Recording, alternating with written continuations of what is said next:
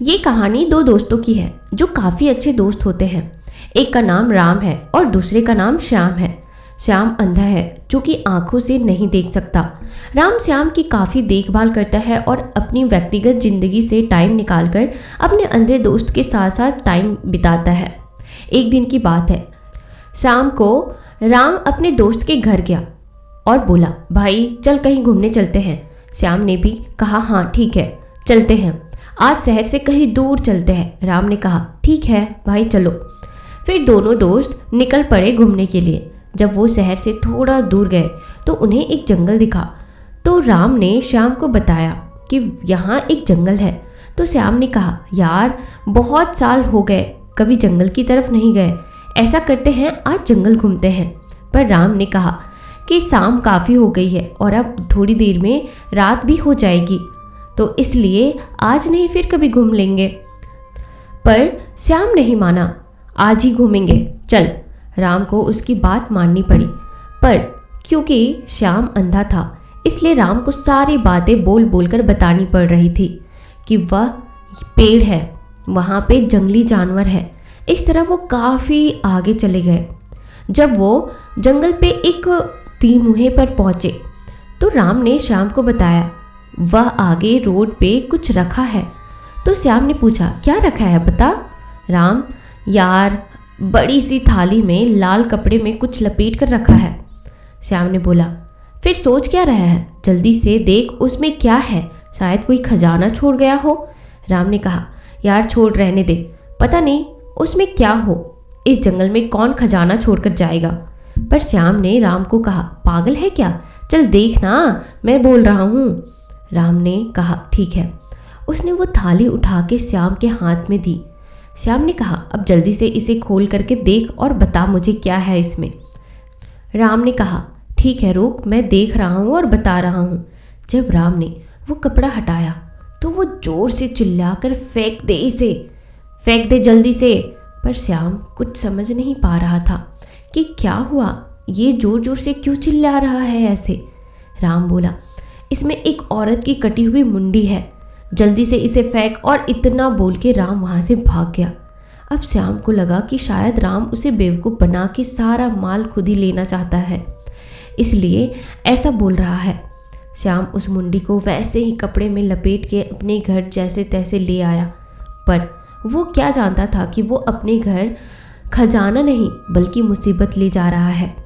उसने उस मुंडी को अपने घर में एक बक्से में रख दिया। जब श्याम राम से अगले दिन मिला तो उसने राम को बताया कि उसने वो जंगल वाला सारा खजाना अपने घर में रखा है। ये सुनकर राम बोला, तू पागल है क्या, वो कोई खजाना नहीं है बल्कि एक औरत का कटा हुआ सर है, फेंक दे उसे वरना पछताएगा, बोल रहा हूँ मैं। इसमें श्याम ने कहा, मुझे सब पता है, तू मुझसे वो खजाना लेना चाहता है इसलिए ऐसा बोल रहा है, जा मैं नहीं फेंक रहा हूँ उसे। इतना सुनकर राम वहाँ से चला गया। पर अब अंधे के दिमाग में ये बात आई कि एक बार देखूं ये सच तो नहीं बोल रहा। इसलिए उसने उस मुंडी को बॉक्स में से निकाला और छू कर देखा तो उसे एहसास हुआ कि शायद उसका दोस्त ठीक बोल रहा है। अब श्याम के दिमाग में एक और आइडिया ने जन्म लिया कि क्यों ना ध्यान से देखूं। अंधा होते हुए भी अपनी आंखों से उसे देखने की कोशिशें करने लगा। और एक टाइम ऐसा आया जब उसको अपनी आंखें से मुंडी दिखाई देने लगी। वह बिल्कुल ठीक हो गया, उसे सब कुछ दिखाई दे रहा था। अब वह बहुत ज़्यादा खुश हो गया क्योंकि अब उसे सब कुछ दिखाई दे रहा था। वह मुंडी बिल्कुल उसके सामने दिखाई दे रहा था। अब वह बहुत ज़्यादा खुश हो गया। एक चमत्कार हुआ, अंधे को सब दिखाई देने लगा और उसने देखा तो उसके सामने एक औरत की कटी मुंडी थी जिसे अपने हाथों में ले रखा था। अब अंधे की खुशी का ठिकाना ना था। अब वह कटा हुआ मुंडी उसके लिए भगवान के बराबर हो गया। उसने बड़े प्यार से दोबारा अपने बॉक्स में उस मुंडी को रख दिया क्योंकि उस कटी हुई मुंडी की वजह से अंधे की आंख आ जाती है, इसलिए वह उसे अपने घर में उसी बॉक्स में फिर से रख देता है और अपने दोस्त राम के घर जाता है और अपने साथ इस चमत्कार के बारे में बताता है। राम ये सब जान के काफ़ी हैरान हो जाता है और एक बार फिर से उसे उस मुंडी को घर से बाहर फेंकने को कहता है जिससे श्याम काफ़ी गुस्से में वहाँ से चला जाता है। श्याम को अब सिर्फ कटी हुई मुंडी पे विश्वास था और किसी पे भी नहीं, इसलिए अगले दिन श्याम नहा धोकर पूजा करने बैठा है तो उसे याद आता है कि ये जो खुशी उसे मिली है वो तो उसे उस कटी हुई मुंडी की वजह से मिली है, तो क्यों ना उसकी भी पूजा की जाए। अब श्याम उस मुंडी को बॉक्स से बाहर निकालता है और उसकी भी पूजा करना शुरू कर देता है। जब श्याम अगरबत्ती को जला के मुंडी के सामने रख कर लड्डू लगाता है तो अगरबत्ती अपने आप लड्डू पे ना लग के फर्श पे लग जाती है। ये देखकर तो श्याम और भी ज़्यादा खुश हो जाता है। अब उसे लगने लगता है कि शायद अब उसकी ज़िंदगी में खुशियाँ आ गई है, अंधकार खत्म हो गया है। कुछ दिन निकलने के बाद राम ने सोचा कि क्यों ना अब श्याम से जाके मिले। अब शायद उसे समझ आ गई हो, इसलिए वो श्याम के घर मिलने चला गया। श्याम ने भी उसे बड़े आदर से साथ में बैठाया और इससे पहले राम उससे उस मुंडी के बारे में पूछता, श्याम ने बोला, दोस्त तू बैठ, मैं तेरे लिए चाय बना के लाता हूँ। इतना बोलकर श्याम चाय बनाने चला गया। कुछ देर बाद वो दोनों के लिए चाय बना के ले आया और एक कप राम को दिया और दूसरा खुद ले लिया और बोला, भाई चाय पी मेरे हाथ की और बता कैसी बनी है। और बातों बातों में वो चाय पी गया, पर राम ने अभी चाय का कप उठाया ही था और उसे होठों से लगा कर पीने ही वाला था कि जोर से चिल्लाया, हे भगवान, क्या पी गया है तू? ये तो खून है, चाय नहीं लग रहा है। तूने अभी तक उस कटी हुई मुंडी को अपने घर में ही रखा है, फेंका नहीं? मैं बोल रहा हूँ फेंक दे उसे, वरना तुझे बर्बाद कर देगी वो। इतना बोलकर राम वहाँ से भाग गया। और अब श्याम इस घटना से काफ़ी गुस्से में था, इसलिए उसने बिना सोचे समझे अंदर गया और बॉक्स से उस मुंडी को बाहर निकाला और जोर से ज़मीन पर पटक दिया और बोला, मेरी बेइज्जती करवा दी तूने आज मेरे दोस्त के सामने, मैं तुझे नहीं छोड़ूंगा। इतने में अचानक से मुंडी हवा में उड़ने लगी और एक आवाज़ आई, पता है तुझे मैंने आंखें क्यों दी? ताकि तू अपने मौत को एक बार देख ले। देख तेरी मौत तेरे सामने खड़ी है और तुझसे अपना 5 साल पुराना बदला लेने आई हूँ, ध्यान से देख ले।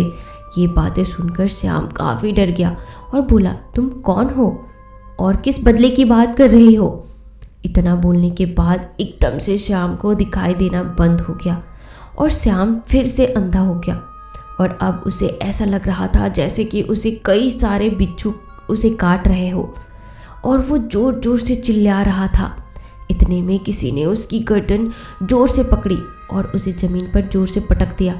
इससे पहले अंधा कुछ कर पाता, उसे लगा किसी ने उसकी गर्दन पे बालों की बनाई हुई चोटी लपेट दी है और उसका गला दबा रहा। थोड़ी देर बाद अंधे की सांस रुक जाती है और वो मर जाता है। अगले दिन जब राम श्याम के घर से होते हुए गुजर रहा होता है तो देखता है कि उसके घर के आगे काफ़ी भीड़ लगी है।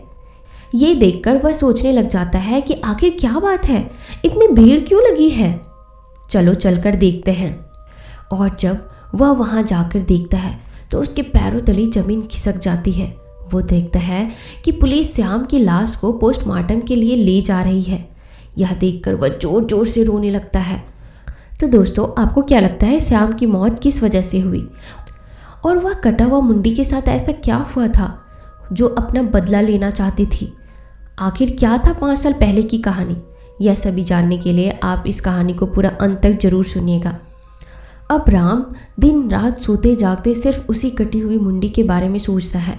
उसे हर तरफ सिर्फ वही दिखाई देती है, इसलिए वो परेशान होकर कुछ दिन के लिए अपने परिवार के पास जाने का सोचता है और अपने घर यानी अपने गांव तितरपुर पहुंच जाता है, जो शहर से 50 किलोमीटर की दूरी पे है, जहां राम और श्याम का बचपन बीता है।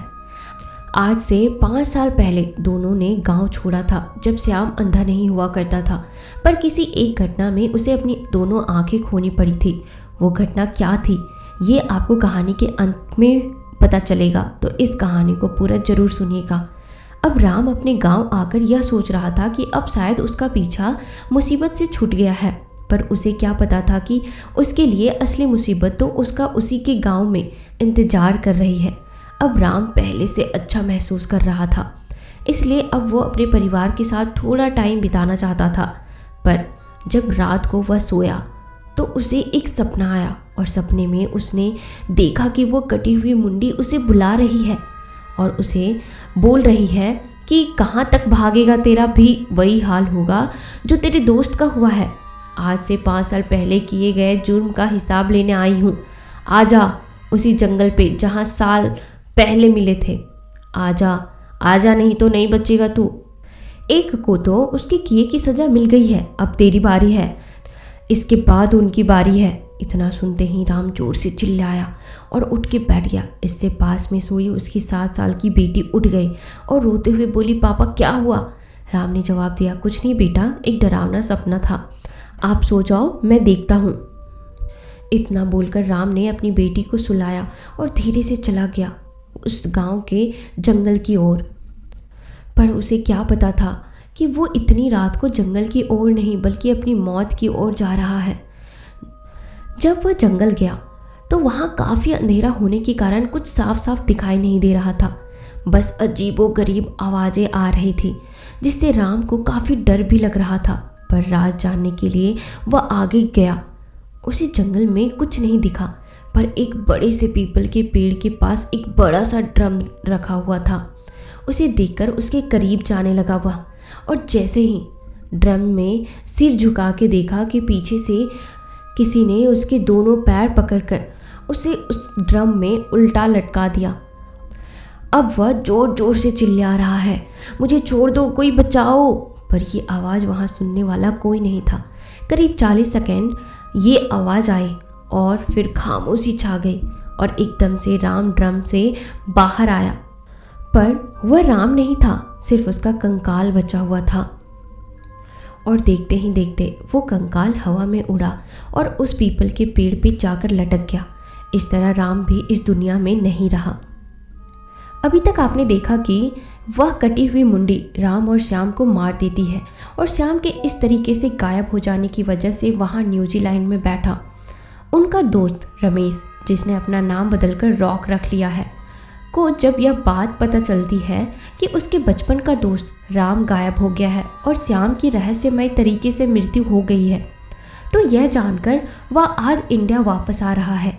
अब आगे आज रॉक यानी रमेश न्यूजीलैंड से इंडिया वापस आने वाला है, पर उसके अपने दोनों दोस्तों के रहस्यमय तरीके से मृत्यु और गायब हो जाने के पीछे वजह समझ में नहीं आ रही है। वह अपने बीते लम्हों को याद कर रहा है, जिसमें से उसे एक घटना याद आती है जो आज से 5 साल पहले उन तीनों दोस्तों ने की थी। आज से 5 साल पहले राम, श्याम और रमेश उर्फ रॉक बहुत अच्छे दोस्त हुआ करते थे। इतने अच्छे दोस्त जो एक दूसरे के लिए कुछ भी कर सकते थे। यह बात उस समय की है जब वह कॉलेज में अपना लास्ट ईयर की स्टडी कर रहे थे और इस साल जो भी स्टूडेंट्स यूनिवर्सिटी से टॉप करेगा वह न्यूजीलैंड में सॉफ्टवेयर डेवलपमेंट इंजीनियरिंग के पोस्ट के लिए हायर किया जाएगा, जो कि उस यूनिवर्सिटी के स्टूडेंट्स के लिए बहुत बड़ी उपलब्धि होगी। इस कंपटीशन में 2 नाम सबसे ऊपर है। पहला नाम आता है वर्षा का, जो कि लास्ट 2 ईयर से उस यूनिवर्सिटी की टॉपर रही है और इस साल भी उसके टॉप करने के पूरे चांस है। और दूसरा नाम आता है रमेश का। यह बात रमेश अच्छे तरीके से जानता है कि वह वर्षा को पीछे नहीं छोड़ सकता और कहीं ना कहीं यह कंपटीशन वर्षा जीत जाएगी और उसका करियर शुरू होने से पहले ख़त्म हो जाएगा। इसलिए वह बहुत परेशान रहता है और अपने दोस्तों राम और श्याम को इसके बारे में बताता है। राम और श्याम भी परेशान होते हैं और कहते हैं, दोस्त हम देखते हैं यह कैसे तेरा मुकाबला करती है। यह यूनिवर्सिटी में टॉप तो तब करेगी ना जब हम इसे एग्ज़ाम में बैठने देंगे। और यहीं से इनके दिमाग में एक शैतानी आइडिया जन्म लेता है। श्याम, जो कि वर्षा को अच्छी तरीके से जानता है और कहीं ना कहीं वह वर्षा का अच्छा दोस्त है, इसलिए यह तीनों मिलकर एक योजना बनाते हैं जिसके तहत श्याम वर्षा को तितरपुर के जंगल में बुलाएगा और वहां उसे मार देंगे। योजना के तहत श्याम वर्षा को फ़ोन करता है और बोलता है कि वर्षा, आज मेरा जन्मदिन है और मैं अपने दोस्तों को पार्टी दे रहा हूँ जिसमें तुम्हें भी आना है। और यह पार्टी हम गांव से बाहर तितरपुर के जंगलों में करेंगे जहाँ हमारे सारे दोस्त होंगे। बहुत मज़ा आएगा। तुम हमें शाम को 6 बजे जंगल वाले रोड पर मिलना। वहाँ पर राम और रॉक तुम्हारा इंतज़ार कर रहे होंगे और मैं तीतरपुर के जंगल में अपने बाकी दोस्तों के साथ पार्टी की तैयारियाँ करूँगा। ओके। वर्षा मान जाती है और अपने भतीजे के साथ शाम को 6 बजे वहाँ पहुँच जाती है जहाँ श्याम ने बुलाया था। वहाँ उसे राम और रॉक रिसीव करते हैं और बच्चे के साथ उसे जंगल की तरफ ले जाते हैं। थोड़ी दूर जाने पर वर्षा को ऐसा महसूस होता है कि कुछ तो गलत है, इसलिए वह रॉक से पूछती है कि कहाँ ले जा रहे हो तुम? किस तरह की पार्टी है ये जंगल में? किसी होटल में की जा सकती थी पार्टी। इस पर राम बोलता है, होटल में तो हर साल करते हैं, एक बार जंगल में करके देख लेते हैं, यहाँ का मज़ा ही कुछ और होता है। वर्षा को वह जंगल के बीचों बीच ले जाते हैं जहाँ श्याम पहले से उनका इंतज़ार कर रहा होता है। जब वर्षा उसे वहाँ देखती है तो पूछती है, बाकी दोस्त कहाँ हैं? और यहाँ तो कोई इंतजाम भी नहीं है। ऐसा तो नहीं लग रहा है कि यहाँ कोई बर्थडे की पार्टी होने जा रही है। सच सच बताओ कि बात क्या है। इस पर श्याम बोलता है, कौन सी पार्टी? किसका जन्मदिन? हमने तो तुम्हें यहाँ इसलिए बुलाया है ताकि तुम्हारा काम तमाम कर सके और हमारा दोस्त न्यूजीलैंड जा सके। अब वर्षा को सारी बात समझ आती है और उसे अब लगने लगता है कि वह उनकी जाल में फंस गई है। इसलिए वह बोलती है, देखो मुझे छोड़ दो, मैंने तुम्हारा क्या बिगाड़ा है?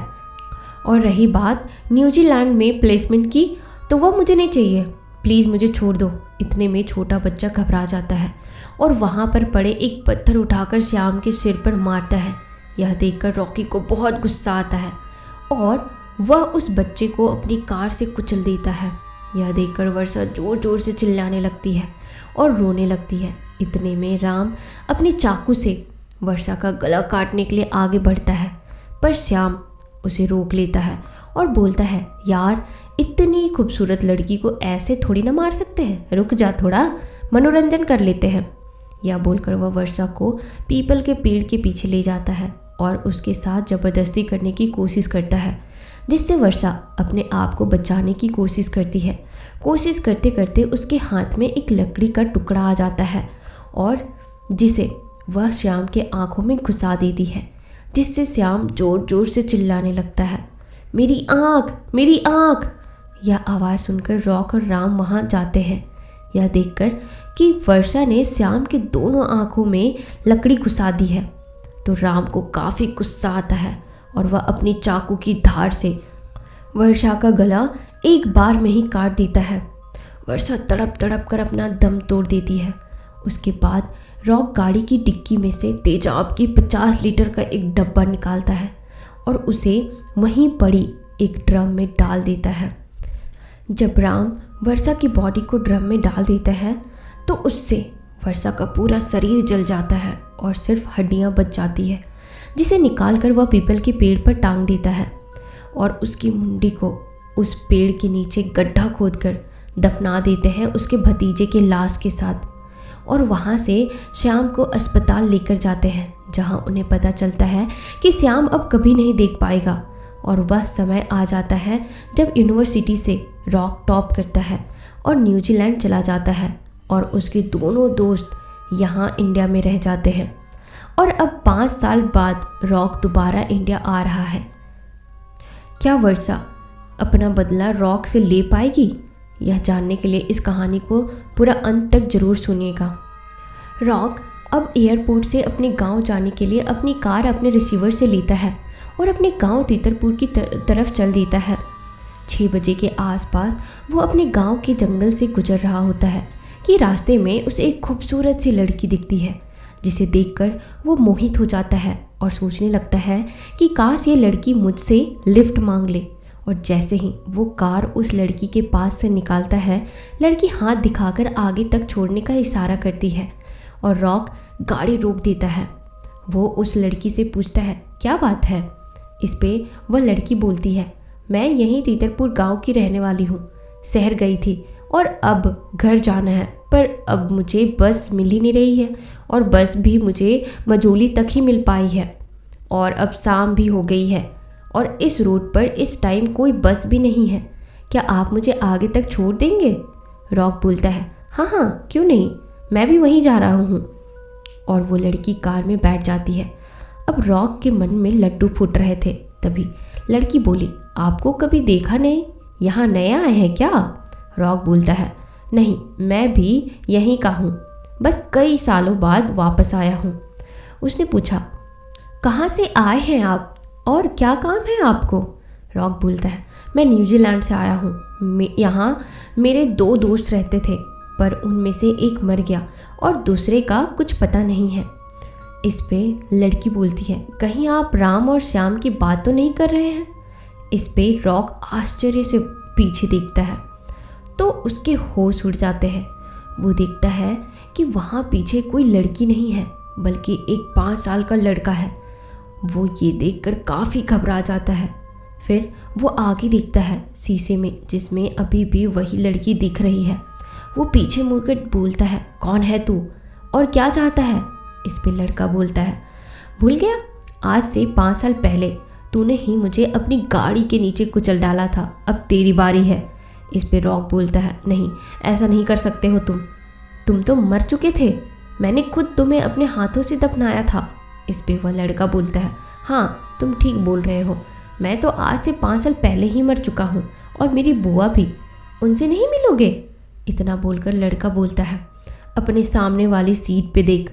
जब वो सामने वाली सीट पे देखता है तो मानो उसको 1500 वोल्ट का झटका लगा हो। वो देखता है कि उसके साथ वाली सीट में वर्षा का कटा हुआ सर रखा हुआ है, और वो बोल रही है कि जो हाल तेरे दोस्तों का हुआ है वही हाल तेरा भी होगा, इसीलिए तो तुझे इंडिया लाई हूँ। इतनी देर में रॉक कुछ सोच पाता कि सामने से एक ट्रक आता है और उसकी कार को कुचल देता है, जिसकी वजह से रॉक पूरी तरह से जख्मी हो जाता है। हादसे के बारे में जब गांव के लोगों को पता चलता है तो वे लोग वहां पहुंचकर देखते हैं कि रॉक की हालत काफ़ी ख़राब है, और साथ में उस ट्रक ड्राइवर की भी हालत बहुत गंभीर है। वे लोग उन दोनों को अस्पताल में भर्ती करवाते हैं, जहां डॉक्टर उनका इलाज करते हैं, पर पूरी कोशिश के बावजूद भी वो सिर्फ रॉक की जान ही बचा पाते हैं और रॉक कोमा में चला जाता है। ये सूचना रॉक के परिवार वालों को न्यूजीलैंड तक पहुंचा दी जाती है।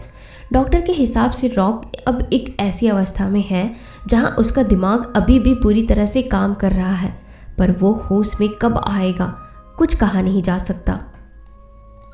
क्या भूतनी का बदला यहीं पूरा हो गया या नहीं, जानने के लिए इस कहानी को पूरा अंत तक जरूर सुनिएगा। 6 महीने बाद अब रॉक की हालत में सुधार आ रहा है और 6 अप्रैल 2017 आज रॉक को होश आया है। होश में आने के बाद रॉक के दिमाग में बार बार वही घटना सिर्फ आ रही थी जो उसके साथ तीतरपुर के जंगल में हुई थी। इसलिए अब वह इंडिया में बिल्कुल भी नहीं रहना चाहता। वह आज शाम की फ़्लाइट से ही वापस न्यूजीलैंड जाना चाहता है। इसलिए वह हॉस्पिटल से डिस्चार्ज होकर सीधा दिल्ली के लिए निकल पड़ता है।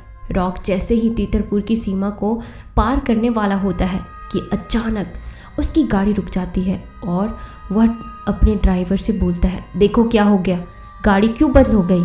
उसका ड्राइवर गाड़ी से बाहर आता है और गाड़ी का बोनट खुलता है। काफ़ी देर हो जाती है, अब ना तो ड्राइवर की कोई आवाज़ आती है और ना ड्राइवर आता है।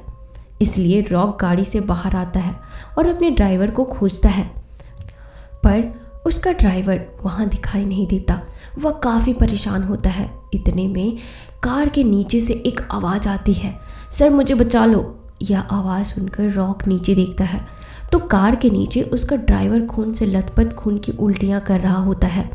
यह देखकर रॉक बहुत डर जाता है और ज़ोर ज़ोर से चिल्लाने लगता है, कोई मदद करो, कोई मदद करो, और अपने आप को बचाने के लिए वापस तीतरपुर की तरफ भागता है। और भागते भागते वह वहीं उसी तीतरपुर के जंगलों में पहुंच जाता है जहां आज से 5 साल पहले उसने और उसके दोस्तों ने वर्षा और उसके भतीजे को मारा था। रॉक ठीक उसी पेड़ के नीचे रुकता है जहां उन्होंने वर्षा और उसके भतीजे की लाश को दफनाया था। कुछ ही मिनटों में उसका ड्राइवर खून की उल्टियां करते हुए वहां पहुंच जाता है और बोलता है, साहब मुझे बचा लो, वह लड़की मुझे नहीं छोड़ेगी और वह बच्चा भी, वह दोनों यहीं आ रहे हैं, साहब मुझे बचा लो, प्लीज़ मुझे बचा लो।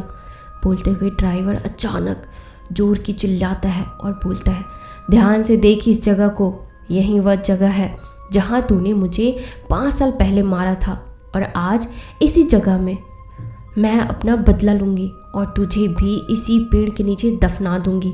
भाग ले जितना भाग सकता है अपनी मौत से। यह बात सुनकर रॉक रोने गिड़गिड़ाने लगता है और कहता है, मुझे माफ़ कर दो, मैं अंधा हो गया था, इतना अंधा हो गया था कि क्या सही है क्या गलत है मुझे समझ नहीं आया। बस मुझे कामयाबी का जुनून छाया है, प्लीज़ मुझे छोड़ दो। इस पर वर्षा बोलती है, मैं भी इसी तरीके से तुम्हारे सामने रोई गिड़गिड़ाई थी, लेकिन तुम लोगों ने मेरी एक भी नहीं सुनी और मेरे साथ साथ उस 5 साल के बच्चे को भी तुमने रहम नहीं खाया, तो कैसे मैं तुम्हें छोड़ दूँ। रॉक धीरे धीरे पीछे की तरफ बढ़ रहा होता है।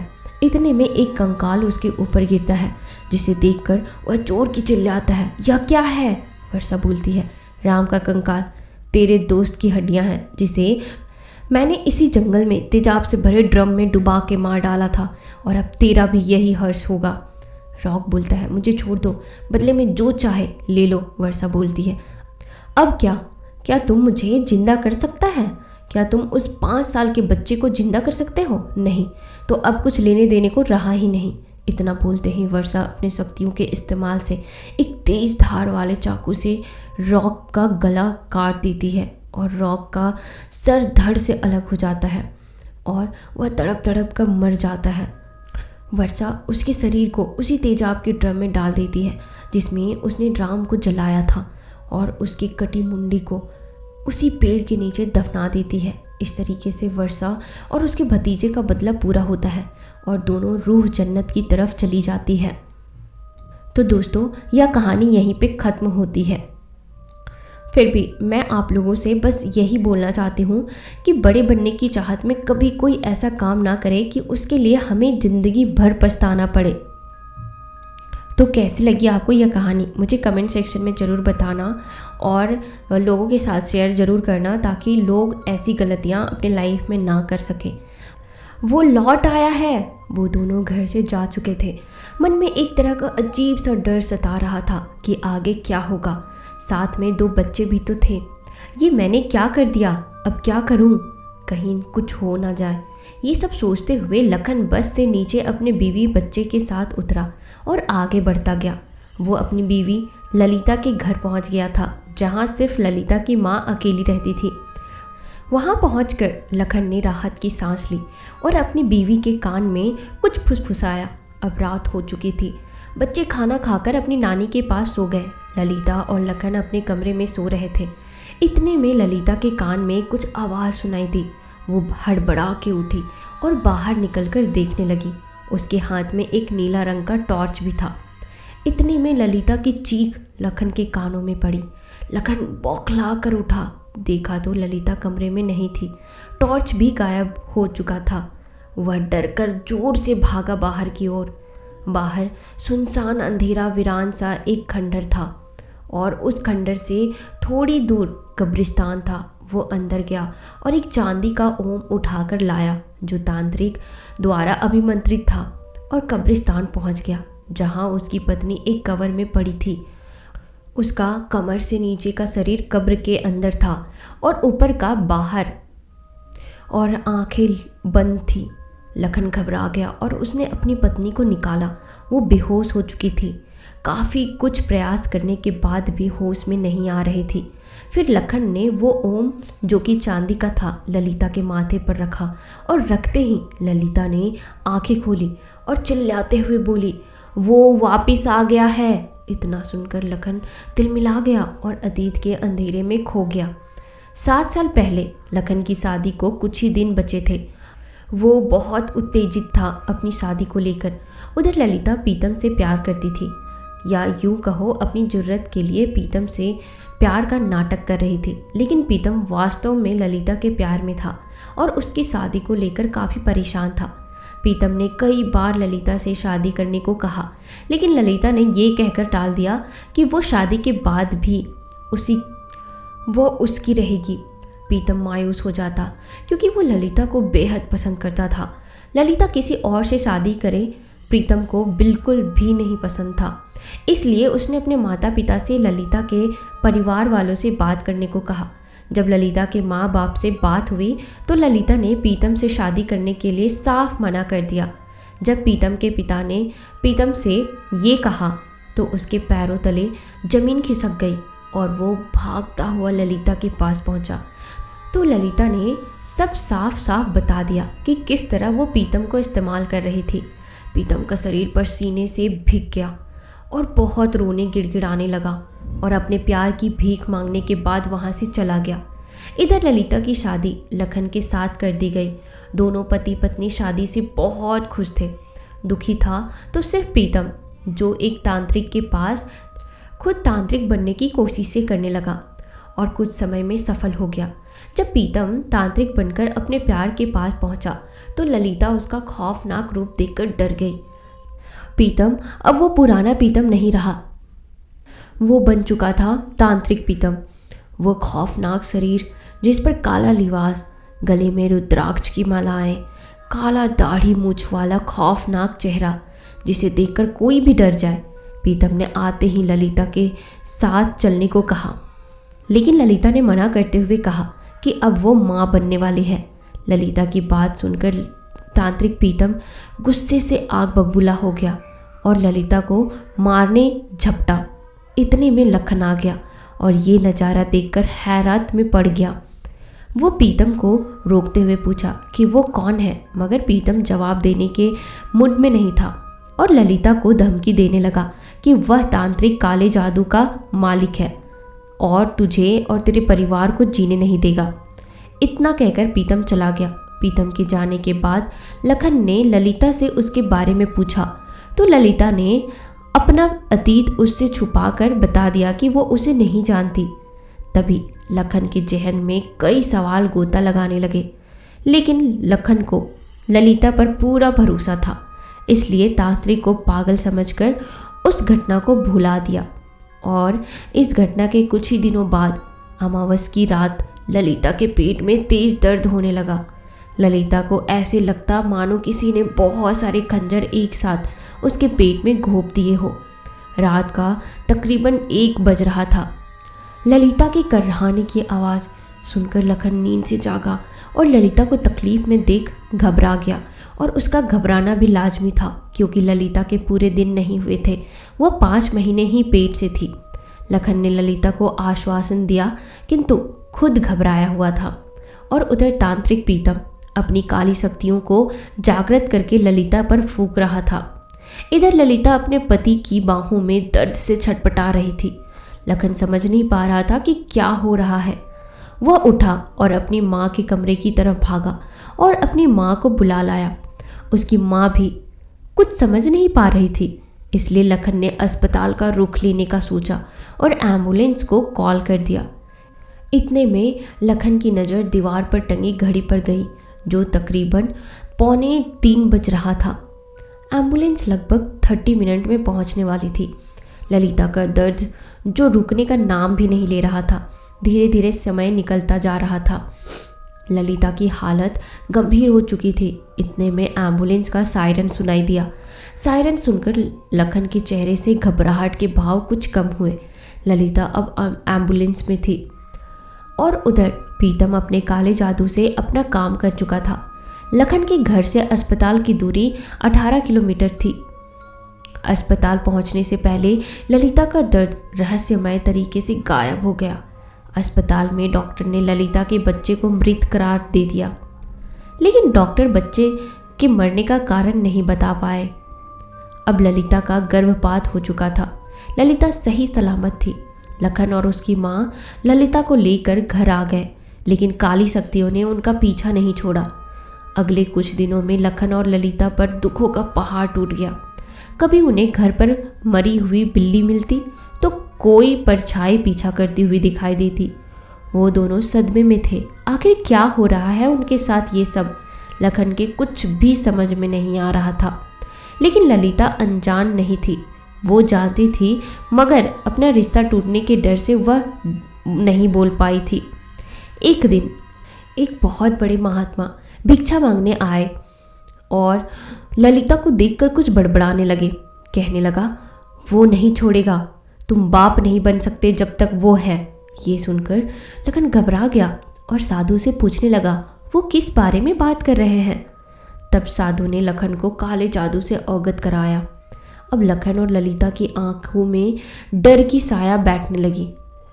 शख्सियत नाचने लगी जो उन्हें कुछ समय पहले धमकी देके गया था, जिसका दूसरा नाम था तांत्रिक पीतम।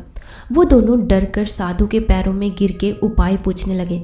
तो साधु ने एक ताबीज और एक चांदी का ओम काले जादू की काट करने के बाद अभिमंत्रित करके दिया और कहा कि जब तक ये ताबीज और ओम तुम्हारे पास रहेगा वो कुछ नहीं बिगाड़ पाएगा। और वो महात्मा आशीर्वाद देकर चला गया। और इधर पीतम का हर काला प्रयास खाली जाने लगा। काला जादू असफल होने लगा। वो गुस्से से आग बबूला हो गया और निकल गया नई काली शक्तियों की तलाश में शमशान साधना करने। अब ललिता खुश थी।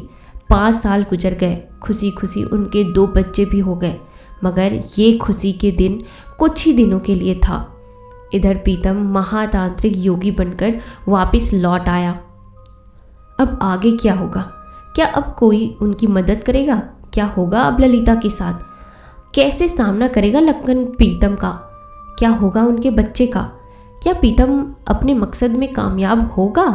क्या होगा जब लखन को ललिता के अतीत का पता चलेगा? जानने के लिए इस कहानी को पूरा जरूर सुनिएगा।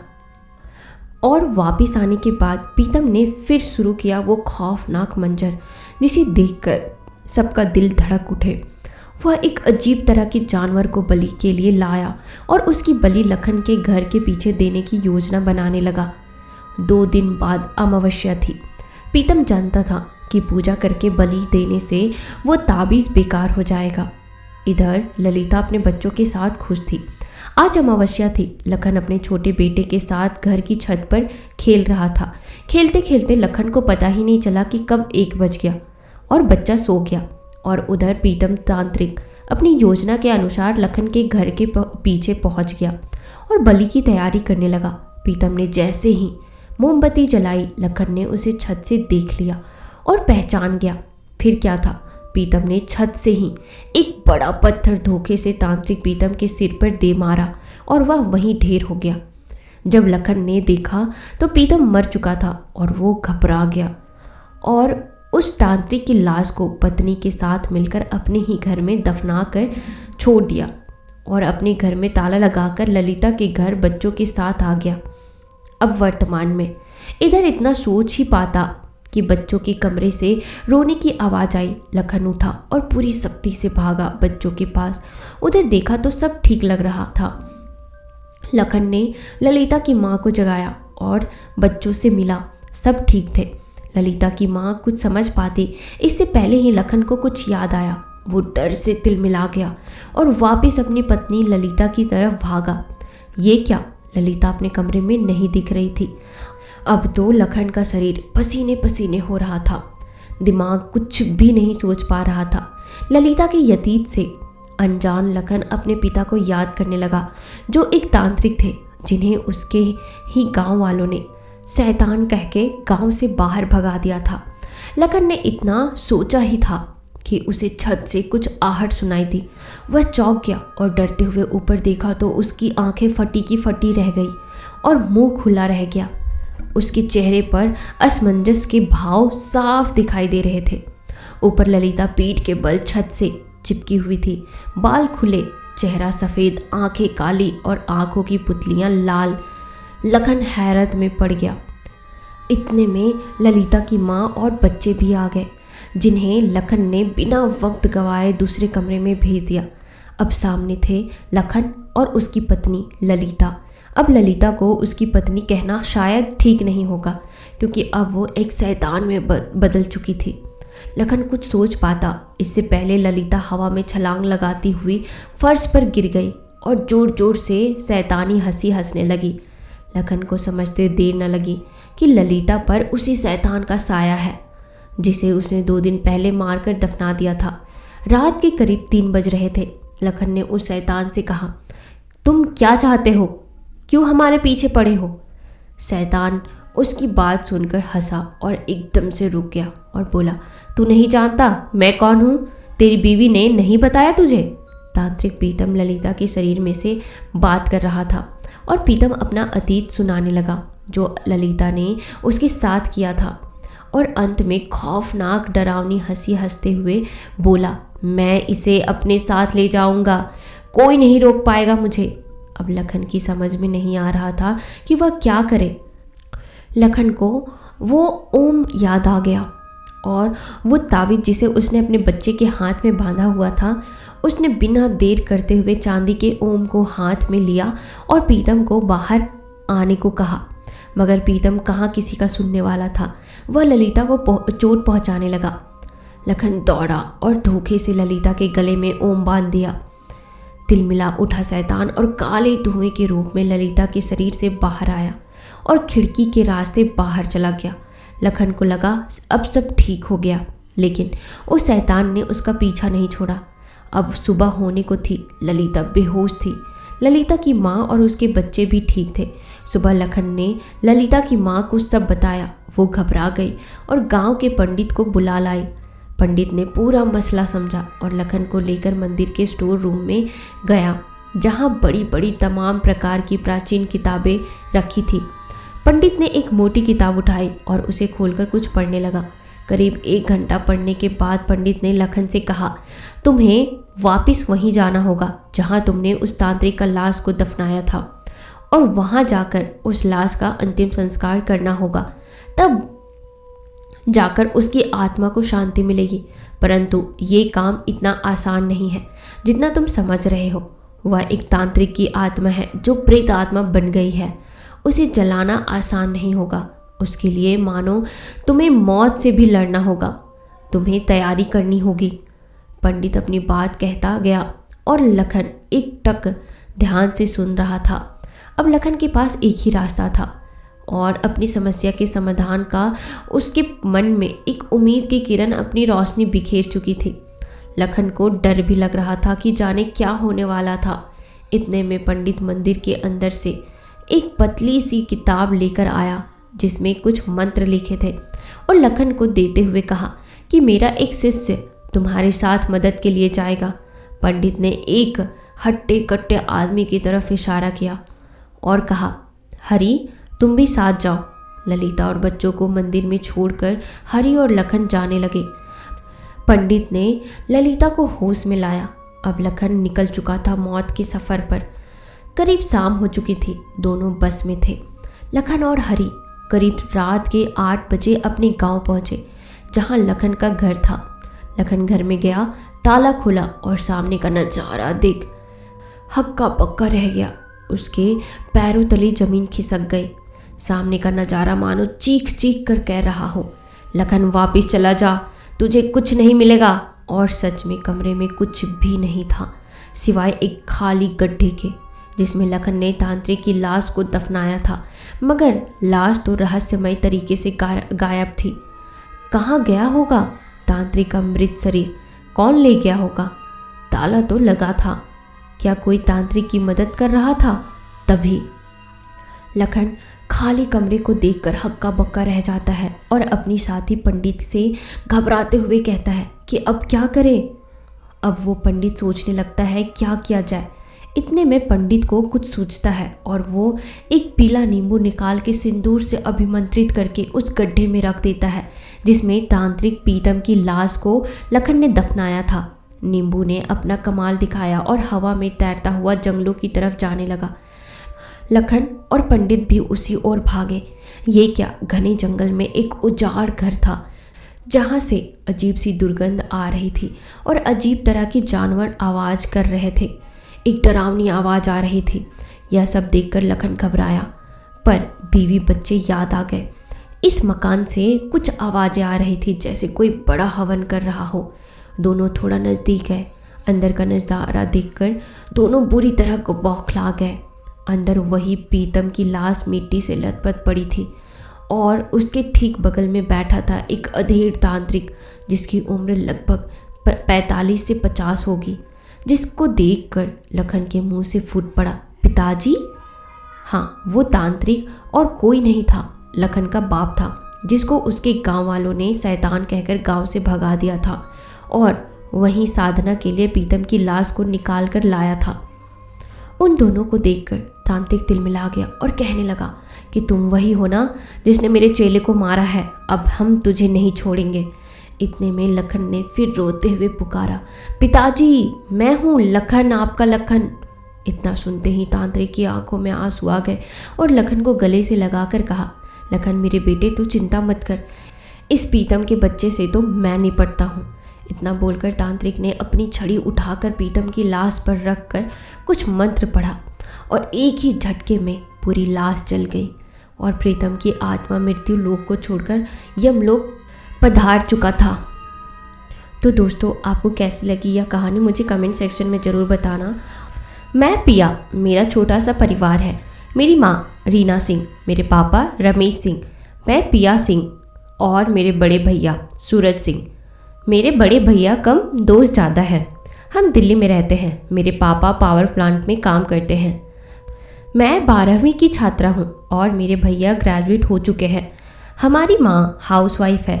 अब आते हैं कहानी की तरफ। रोज़ की तरह मेरी नींद अलार्म की आवाज़ से टूट गई। मैंने उठ के पर्दे हटाए, खिड़की खोली, हाथ में ब्रश लिए नीचे आ गई।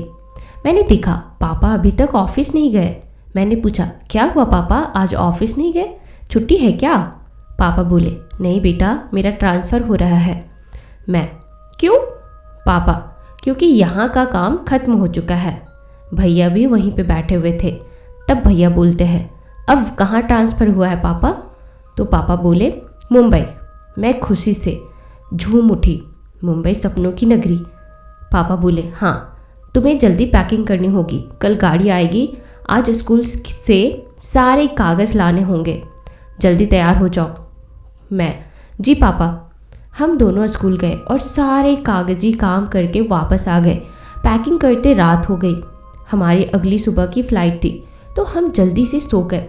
अगली सुबह जल्दी उठ के तैयार हो गए। मैं तो बहुत खुश थी, मुझे नए दोस्त बनाने का मौका मिलेगा। मैं पहली बार हवाई जहाज़ से सफ़र करने वाली थी। हम गाड़ी में बैठकर हवाई अड्डे के लिए रवाना हुए। हम वहाँ पहुँचे। हवाई जहाज़ 12 बजे की थी, अभी 11 बज रहे थे। हम बैठे ही थे कि मैंने मम्मी पापा से बात करते हुए सुना। माँ बोलती है, सुनो, क्या हमें फिर से वहाँ जाना चाहिए? पापा बोलते हैं, हमारे पास और कोई चारा नहीं है, सब ठीक होगा, तुम चिंता मत करो, बच्चे बड़े हो गए हैं। मैंने उनकी बात पर ध्यान नहीं दिया। हमारी फ़्लाइट आ गई, हम रवाना हो गए। 6 घंटे सफ़र के बाद हम शाम 7 बजे सांता क्रूज एयरपोर्ट से बाहर निकले। हमें लेने के लिए एक गाड़ी आई थी। ड्राइवर ने हमें हमारे बिल्डिंग तक पहुंचा दिया। वह 5 मंजिला इमारत थी। हमारा अपार्टमेंट 3रे फ्लोर पर था। मैं और भाई खुशी से दौड़कर घर देखने पहुंचे। घर बहुत बड़ा और सुंदर था। वहाँ पहले से सारी सुविधाएं थी। रात बहुत हो गई थी, इसलिए ड्राइवर बाहर से खाना ले आया। हम सब खाकर सो गए। अचानक मेरी नींद किसी के फुसफुसाने से खुली। मैंने फ़ोन पर देखा तो 2 बज रहे थे। मैं कमरे से बाहर आई, ये पता लगाने की आवाज़ें कहाँ से आ रही हैं। मुझे कोई नज़र नहीं आया। मैं वापस कमरे में आ गई। भैया सो रहा था, खिड़की खुली थी। मैंने बाहर देखा, मेरी आंखों पर विश्वास ही नहीं हुआ, क्योंकि वहाँ पे जो देखा उसे देखकर मेरे पैरों तले ज़मीन खसक गई।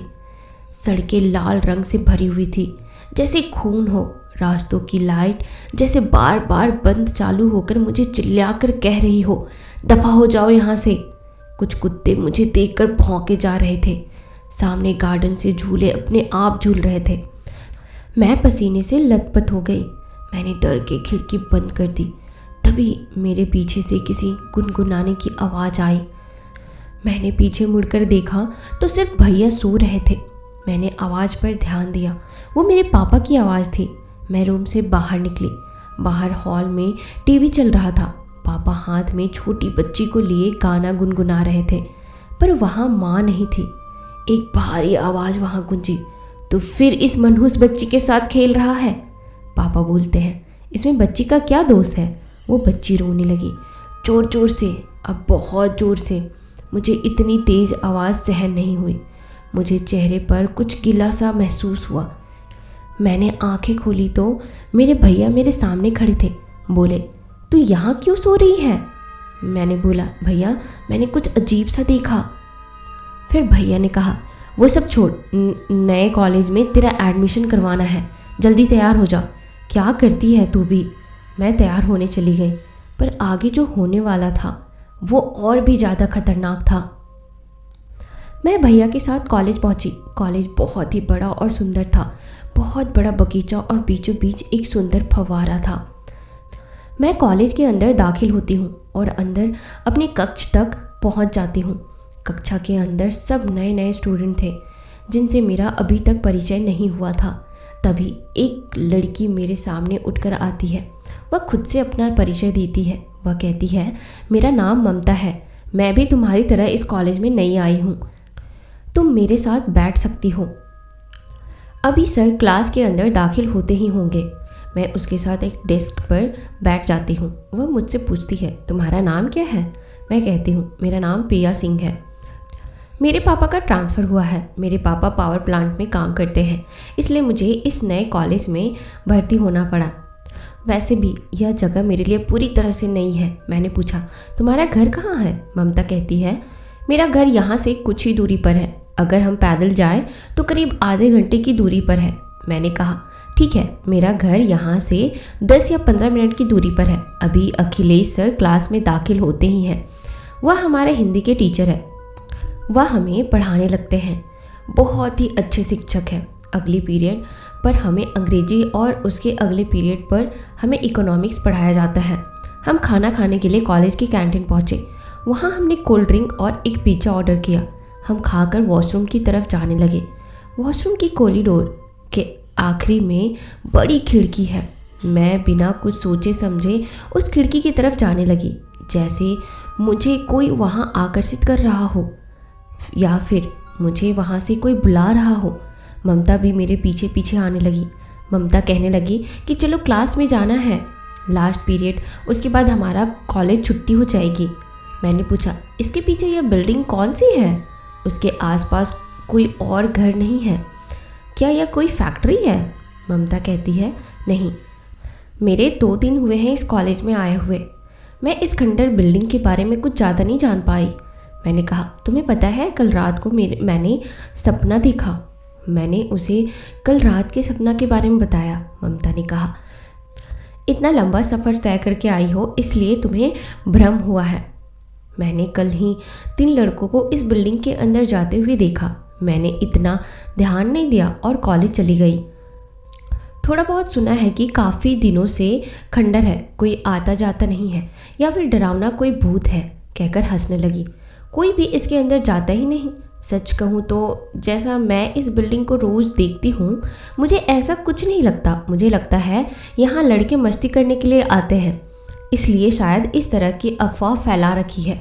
मैंने कहा, तुम सही होगी शायद। हम वहाँ से अपनी कक्षा की ओर जाने लगते हैं। तभी मुझे गर्दन पर ठंडी हवा महसूस होती है। मैं नज़रअंदाज करके अपनी कक्षा की ओर जाने लगती हूँ। कुछ देर बाद हमारी छुट्टी हो जाती है। मैं घर की तरफ जा रही थी। रास्ते से जाते वक्त एक खाली मैदान और दूसरी तरफ जंगल। जंगल के पीछे वही टूटी फूटी बिल्डिंग। मैं उस बिल्डिंग को देखते हुए घर की तरफ जा रही थी। मेरी नज़र बिल्डिंग की एक टूटी कांच की खिड़की पर गई। ऐसा लग रहा था जैसे वहाँ कोई घूम रहा हो। मैंने खुद से सवाल किया कि भरी दोपहर को कोई इस खंडर में क्यों आएगा। कोई गैर कानूनी काम तो नहीं होता है यहाँ। अचानक 2 बड़ी बड़ी आंखें मुझे गुस्से से घूरने लगी। खून से भरी लाल आंखें, जैसे कई रातों से सोई ना हो। मैं डर के वहाँ से दौड़कर भाग आई। मैं हांफते हुए घर पहुँची। घर के अंदर सोफे पर काले बुर्का पहनी एक महिला बैठी हुई थी, वही लाल आंखें। ये देखकर मैं पसीना पसीना हो गई। माँ, जा नहा के खा ले कुछ। फिर बुर्का वाली औरत कहती है, हाँ कुछ खा लो, थक गई होगी, और कॉलेज से सीधा घर आना, इधर उधर ताका झाकी करना अच्छी बात नहीं है। उनकी ये बात सुनकर मैं बहुत ज़्यादा डर गई। उसकी आवाज़ बहुत मीठी थी, किसी को सम्मोहित कर सकती थी।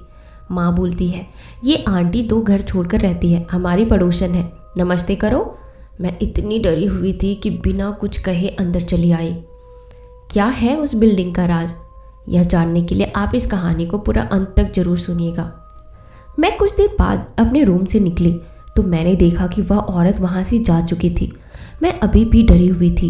मैं सोच रही थी कि यह औरत मुझसे पहले मेरे घर पर कैसे पहुंच गई। अभी 3 बज रहे थे। शाम होने को अभी 1 घंटा बाकी था। जैसे ही 4 बजे मैं अपनी सहेली के घर खेलने के लिए निकल गई। मैं ममता को सारी बात बताना चाहती थी। 4 बजे मैं ममता के घर गई। मैंने ममता को कॉलेज से घर आते वक्त हुए सारी घटना के बारे में बताया। ममता ने मेरी सारी बात सुनी। ममता ने कहा कि तुझे इन बातों पर ध्यान नहीं देना चाहिए। मैं भी रोज़ उसी रास्ते से घर जाती हूँ। उस बिल्डिंग को मैं रोज़ देखती हूँ, पर मुझे नहीं लगता वहाँ कोई रहता होगा। हो सकता है कि कोई वहाँ गुप्त रहना चाहता हो। वो नहीं चाहता हो कि वो दुनिया के सामने आए। मैंने कहा, अगर ऐसा है तो वो औरत मुझसे पहले घर कैसे पहुँच गई? क्या वो मुझे डराने की कोशिश कर रही थी? ममता ने कहा, हो सकता है। तुझे पता है, कल नया लड़का हमारे क्लास में एडमिशन लेगा। मैंने कल उसे 11th क्लास के लिए एडमिशन लेते हुए देखा। बहुत ही हैंडसम है। मैं चाहती थी उससे मेरी दोस्ती हो जाए। मैंने कहा, हो सकता है तू अच्छी दिखती है। मैं तो ये सोच रही हूँ कि जो मेरे साथ हुआ वह कितना अजीब था। ममता ने कहा, मेरे घर के पास एक चर्च है, हम वहाँ जाते हैं। मैंने कहा, देख मैं यहाँ नहीं हूँ तो 5 बजे तक मुझे अपना घर जाना होगा। ज़्यादा वक्त तो नहीं लगेगा ना? मेरी मम्मी मुझे डांट देंगी। ममता ने कहा, नहीं नहीं, यहीं बस 5 मिनट की दूरी पर है। बहुत ही बड़ा चर्च है और अंदर से बहुत ही ज़्यादा सुंदर है। तुझे देखकर बहुत अच्छा लगेगा। मैंने कहा, हाँ जल्दी करते हैं, 5 बजने वाले हैं। हम दोनों उस चर्च के लिए निकल गए। चर्च के अंदर बहुत ही सुंदर था। अंदर से पूरी दीवारों पर चित्रकारी की गई थी। बहुत ही सुंदर चित्रकारी की गई थी। ऐसा लग रहा था कि जैसे वह चित्रकारी अपनी खुद की कहानी बयां कर रहे हो। सारे चित्र में से सिर्फ एक चित्र ऐसा था जो थोड़ा अजीब लगा। बगीचे के लाल फूल लाल नहीं होकर काली जैसे दिख रहे थे। अभी पता नहीं क्यों चित्रकारी जितने भी लाल रंग के हो काले नजर आ रहे थे। अचानक से मेरे कंधे पर किसी ने हाथ रखा। मैंने डर के पीछे मुड़ा। मैंने देखा वहाँ फादर खड़े थे। उन्होंने मुझे ब्लेस किया। उन्होंने मुझसे पूछा, क्या तुम डरी हुई हो? मैंने कहा, नहीं तो। ममता ने कहा, क्या हुआ, तू थोड़ी डरी हुई लग रही है। फादर ने कहा, मेरा नाम है पीटर, यह मेरा विजिटिंग कार्ड है। जब भी तुम्हें या तुम्हारे घर वालों को मेरी ज़रूरत पड़े तो मुझे तुरंत इस नंबर पर कॉल कर सकती हो, और मुझे लगता है कि आगे जाकर तुम्हें इसकी ज़रूरत पड़ने वाली है। मैंने कहा, मतलब? फादर पीटर ने कहा, अभी वक्त नहीं हुआ है, अभी तुम जाओ। और हाँ, तुम्हें भी चित्रकारी करनी चाहिए। इससे मन को शांति मिलती है और ध्यान भी लगा रहता है। मैं तुम्हें एक कोर्स दे रहा हूँ। यह सुनहरा क्लास मैं हर किसी को नहीं देता। इसे संभाल कर रखना, आगे चलकर काम आएगा तुम्हारे। मैंने उन्हें धन्यवाद किया और मैं अपने घर की तरफ चल दी। जल्दी 5 बजने वाले थे। मैं नहीं चाहती थी कि मेरे मम्मी पापा मुझ पर गुस्सा करें। मैं दौड़कर घर जाने लगी। घर जाकर मैंने मम्मी पापा को सब बताया कि आज मैं ममता के घर गई थी, उसके बाद चर्च गई थी। सारी बातें बताई। उन्होंने कहा, अगले संडे हम भी चलेंगे। उस रात हम सब खाना खाकर रात को अपने अपने कमरे में सोने के लिए चले गए। मैं अपने बिस्तर पर लेटी। कुछ ही देर में मेरी आंखें भारी हो गई। खिड़की से ठंडी हवा मेरे चेहरे को छू रही थी, इसलिए मुझे और भी ज़्यादा नींद आने लगी। मैं सो गई। कुछ देर बाद मुझे कुछ मेरे आसपास बहुत ज़्यादा ठंड महसूस होने लगी। मेरी आंखें खुली तो मैंने पाया कि मैं उसी टूटी फूटी बिल्डिंग के सामने खड़ी हूँ। मुझे बिल्डिंग के अंदर से किसी के बुलाने की आवाज़ आई। आवाज़ किसी औरत की थी। मेरे कदम ना चाहते हुए भी अंदर की ओर बढ़ रहे थे। मैं कुछ सीढ़ियाँ तक चढ़ी ही थी। उसके बाद मैंने देखा बिल्डिंग का दरवाज़ा पूरी तरह से खुला हुआ है और टूटा हुआ भी है। मैं बिल्डिंग के अंदर गई। अंदर एक लंबा हॉल था। दोनों तरफ 3-3 कमरे बने हुए थे। मुझे आवाज़ ऊपर से आ रही थी। सीढ़ियाँ बहुत अजीब थी तो मैं सीढ़ी पर चढ़कर जाने लगी। ऊपर भी सेम जगह थी। दोनों तरफ 3-3 कमरे बने हुए थे। मुझे आवाज़ आखिरी के कमरे से आ रहे थे तो मैं बड़े वाले कमरे के सामने जाकर खड़ी हो गई।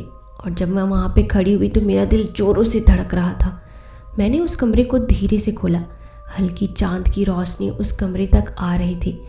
उसी हल्की रोशनी में मुझे दिखाई दिया एक चेयर पर एक आकृति बैठी हुई है। मैंने ध्यान से देखा तो वह कोई औरत थी। उसके बाल खुले हुए थे और वह स्वेटर बुन रही थी। मैंने उसे पूछा, क्या आपको कोई मदद चाहिए? उसने कोई जवाब नहीं दिया। मैंने फिर उनसे पूछा, क्या आप मुझे बुला रही थी?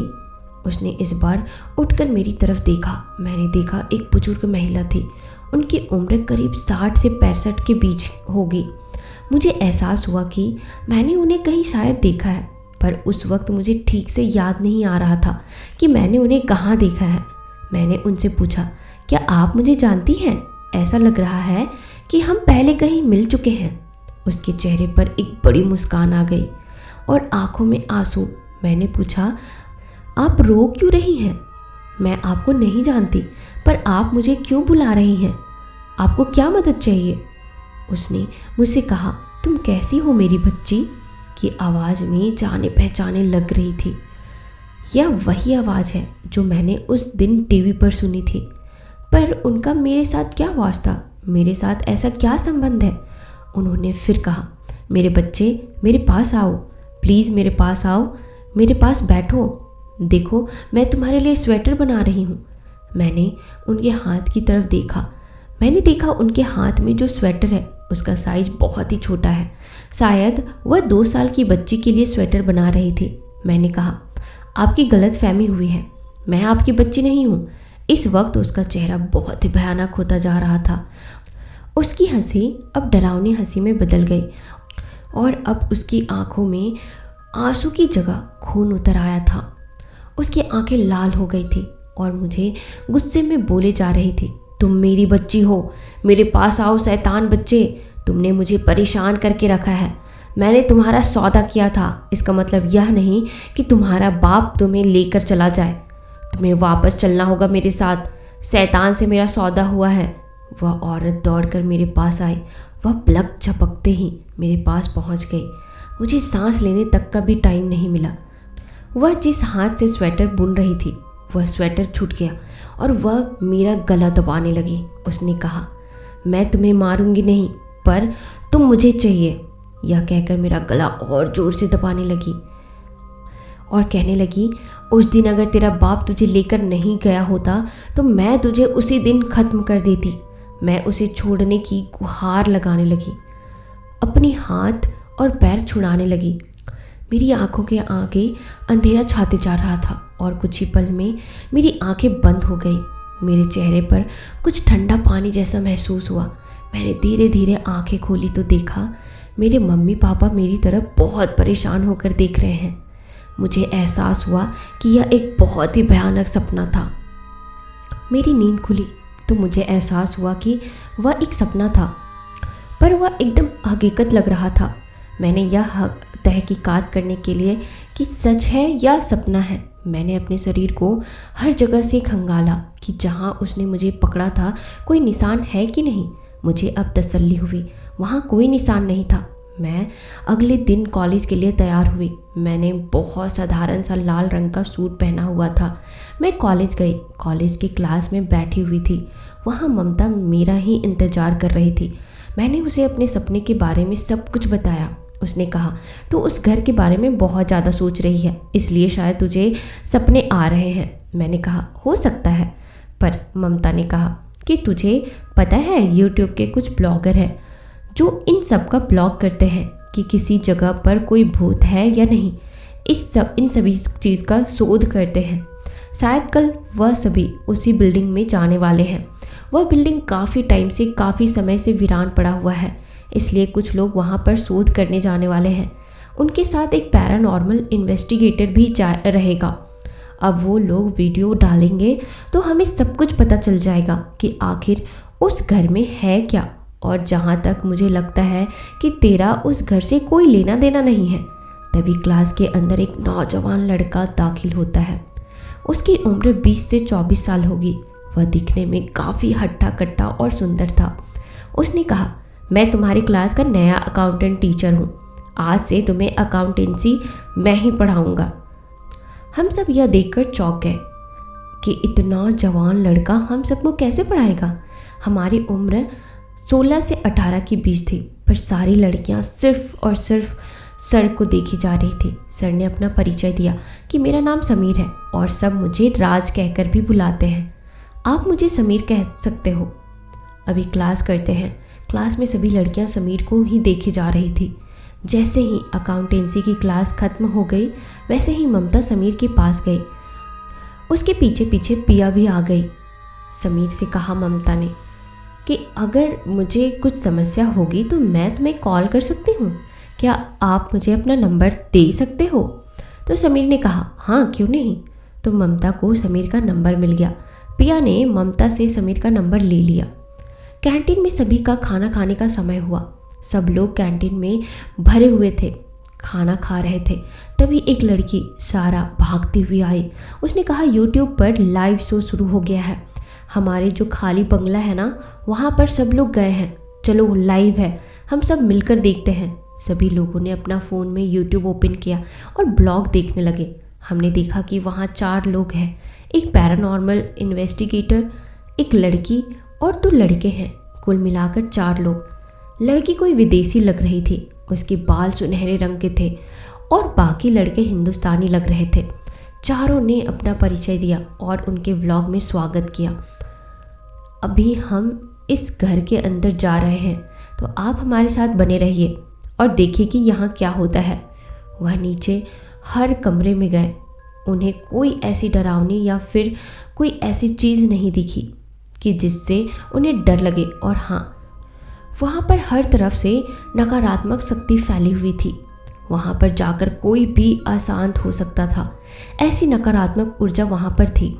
जब वह कैमरा उस घर के अंदर लेकर गए, कैमरा जो उनके हाथ में था, वह कैमरा लेकर सीढ़ियों की तरफ चल रहा था। पिया वीडियो को देखकर हैरान रह गई। पिया ने मन ही मन सोचा कि यह सब क्या है। मैंने यह तो अपने सपनों में हूबहू यही सीढ़ियाँ देखी थी, यहाँ पर कैसे हो सकती है। उसने वीडियो को और गौर से देखा। जैसे ही वह लोग सीढ़ियों के ऊपर चढ़े और वह सब लोग एक लॉबी में पहुँचे, पिया को बिल्कुल अपनी आंखों पर यकीन नहीं हो रहा था कि यह वही है। इसके अंदर उत्सुकता और बढ़ गई। पिया को जानना था कि सच में वहाँ वह बूढ़ी औरत रहती है कि नहीं। पिया को अपने सपनों को इस तरह सच होता देखकर और डर गई। अगर बुढ़िया ने इन सब पर हमला कर दिया तो वह उन सबको कैसे रोके। मुझे कुछ समझ में नहीं आया था। जो 4 लोग थे वह हर कमरे के अंदर जाकर देख रहे थे। कमरे में जो बिस्तर थे वह पूरी तरह से धूल खा चुके थे। उसमें गंदगी धूल भरी पड़ी थी। ऐसा लग रहा था कि सालों से, दशकों से यहाँ पर कोई नहीं आया है। हर घर में चेक कर रहे थे, पर उन्हें अभी भी कुछ महसूस नहीं हुआ कि अब उसके बाद उस कमरे की बारी थी जिस कमरे को पिया ने सपने में देखा था। उस कमरे का दरवाज़ा खोलने की कोशिश कर रहे थे, पर वह नहीं खुला। वीडियो को गौर से देखा, कमरे का दरवाज़ा नहीं खुल रहा था। बहुत कोशिश की, पर वो दरवाज़ा नहीं खुला। फिर उन 4 में से एक आदमी बहुत हट्टा कट्टा था। उसने वह दरवाज़ा एक धक्के में खोल दिया। पिया ने जो देखा वह देखकर वह विश्वास नहीं कर पा रही थी कि सच में यह सपना था। जिस कुर्सी पर वह बुढ़िया बैठी थी, अभी भी वो कुर्सी वही थी और ऐसा लग रहा था कि कोई परछाई अभी कुर्सी से उठकर उनके पास से निकलकर बाहर गई हो। वह लोग हैरान रह गए और उससे उस घर की सारी खिड़की दरवाज़ा बंद चालू होने लगे। जो लड़की उनके साथ गई थी वह बहुत ज़्यादा डर गई थी। वही घर के बाहर निकली। बाकी जो 4 लड़के थे वह एक एक करके बाहर आने लगे। पैरानॉर्मल इन्वेस्टिगेटर अब खुद कैमरा लेकर अंदर गया। उस कमरे में सिर्फ एक पलंग था और एक कुर्सी और चारों दीवारों में सिर्फ चित्रकारी की गई थी। शैतान के चिन्ह हर दीवार पर होते थे। कुछ तस्वीरें खींचने के लिए लाइट फ्लैश हुई। उसके तुरंत बाद किसी ने उसका गला पकड़कर उसे सीढ़ियों से नीचे फेंक दिया। वह सीधा सीढ़ियों से नीचे गिरा। उसके सर पर, हाथ पैर में सब जगह चोट लग गई थी। खून आ गया था। उसकी इनफैक्ट एक हाथ की हड्डी भी टूट गई थी। उसे हॉस्पिटल लेकर जाया गया और बताया गया कि यह घर सच में भूतिया है, यहाँ पर कोई ना जाए। यहाँ पर नकारात्मक शक्ति, नकारात्मक ऊर्जा भरी पड़ी हुई है। पिया यह सब देखकर बहुत ज़्यादा डर गई थी। उसको समझ में नहीं आ रहा था कि वह क्या करे। आप यहाँ मत आना। पिया को सच जानना था कि क्यों उस बुढ़िया ने मुझे अपनी पोती क्यों कहा। मेरे पापा मम्मी मुझसे कुछ छुपा रहे हैं। मुझे इस सच्चाई में किसी को भी शामिल नहीं करना है। मैं अकेली सच को सामने ला कर रहूँगी। कैंटीन में समीर आ जाता है। वह कहता है कि यहाँ क्या हो रहा है, तुम पूरी क्लास 15 मिनट लेट हो और तुम लोग अभी कैंटीन में क्यों बैठे हुए हो। तो सबने कहा कि सर हम लोग YouTube पर ब्लॉग देख रहे हैं। हमारे पास की बिल्डिंग का ब्लॉग बनाया जा रहा है और वहाँ पर कुछ घटनाएं हो गई हैं। उन्होंने कहा यह सब तुम घर पर जाकर भी देख सकते हो। सर की बातें सुनकर सब लोग अपने क्लास में गए। सब लोग अपनी कक्षा में जाकर बैठ गए। तभी समीर ने पिया का हाथ पकड़कर वहीं रुकने को कहा। समीर, मुझे तुमसे कुछ बात करनी है। पिया तो कुछ पल के लिए समझ नहीं पा रही थी कि उसका हाथ तो उसने क्यों पकड़ा, आखिर उसने क्यों रोका। पिया को थोड़ी शर्म भी आ रही थी। समीर उसे बिल्डिंग के छत पर ले गया। समीर ने उससे कुछ ऐसा कहा जिससे उसे एक और कड़ी मिली सच्चाई तक पहुंचने की, और यह जानकर बहुत हैरान भी हो गई। समीर ने आखिर उससे ऐसा क्या कहा, यह जानने के लिए आप इस कहानी को पूरा अंत तक जरूर सुनिएगा। समीर ने कहा, मैं जानता हूँ कि तुम सच जानना चाहती हो। मैं बताता हूँ। ये 10 साल पहले की बात है, जब मैं 17 साल का था। उस वक्त इस तरह के बिल्डिंग सरकारी कर्मचारियों के लिए बनाए जाते थे जो सरकारी नौकरी करते थे। उन्हें ये क्वार्टर दिए जाते थे। मेरे पिताजी भी एक सरकारी कर्मचारी थे। तुम्हारे दादा दादी हमारे बगल वाले क्वार्टर में रहते थे। मैं खेलने के लिए उनके घर जाता था और उनका बनाया अचार खाने भी। एक दिन तुम और तुम्हारे मम्मी पापा कुछ दिन के लिए उनके साथ रहने आए। तुम तब बहुत छोटी थी। तुम्हारे पापा बिना बताए शादी की और तुम्हें भी घर ले आए। दादा दादी बहुत नाराज हुए पर बाद में मान भी गए। तुम लड़की थी, इस बात से दादी को बहुत चिढ़ थी। वह तुम्हें बिल्कुल भी सहन नहीं कर पाती थी और तुम्हें शैतान की बच्ची कहती थी। अचानक से वह सबसे अच्छा व्यवहार करने लगी। मुझे भी अचार बनाकर देती थी। वह तुम्हारे पिताजी को बार बार तुम्हारे खिलाफ भड़काती और तुम्हें मार पड़ती। एक दिन रात के 8 बजे मेरे पिताजी ने तुम्हारी दादी को तुम्हें बेहोशी की हालत में गाड़ी में कहीं ले जाते हुए देखा। मेरे पिताजी भाग के तुम्हारे घर पर गए। तुम्हारे घर पर ताला लगा हुआ था। अगले दिन जब हम बिल्डिंग वाले देखे तो तुम्हारी दादी को एम्बुलेंस वाले लेकर आए और वह मृत निकली। तुम्हारी दादी के साथ क्या हुआ था वह आज भी एक राज है जिसे तुम्हें ही सुलझाना है। पर इतना जानता हूँ कि तुम्हारी दादी किसी काली शक्ति की उपासक थी। तुम्हारा वापस इसी घर में लौटना कोई इंसिडेंस नहीं है। उस रात क्या हुआ था जो कि तुम्हारी दादी मर गई, यह तुम्हें ही सुलझाना है। चलो अब क्लास में चलो। मैं राज की बातें ही सोच रही थी। मैं आगे क्या करूं? मैं पापा के पास गई। उनसे पूछा कि दादी को आखिर क्या हुआ था। ये बात सुनकर पापा की आंखें बड़ी बड़ी हो गई। उन्होंने खुद को संभालते हुए कहा, उनकी सामान्य मौत हुई थी। तुम अपनी पढ़ाई पर ध्यान दो। उस रात मुझे फिर से एक सपना आया। मैं एक जंगल में चली जा रही हूँ। कहीं से कुछ शोर की आवाज़ आ रही है। मुझे एक खाली मैदान दिखता है जहाँ मेरी दादी और कुछ अनजान लोग थे। वह लोग गोलाकार में खड़े हुए किसी का आह्वान कर रहे थे। शैतान हमारी भेंट स्वीकार करो। मैंने दूर से ही झांक कर देखा तो आखिर कौन है वो। तो मैंने जो देखा उसे मैं पूरी तरह डर गई।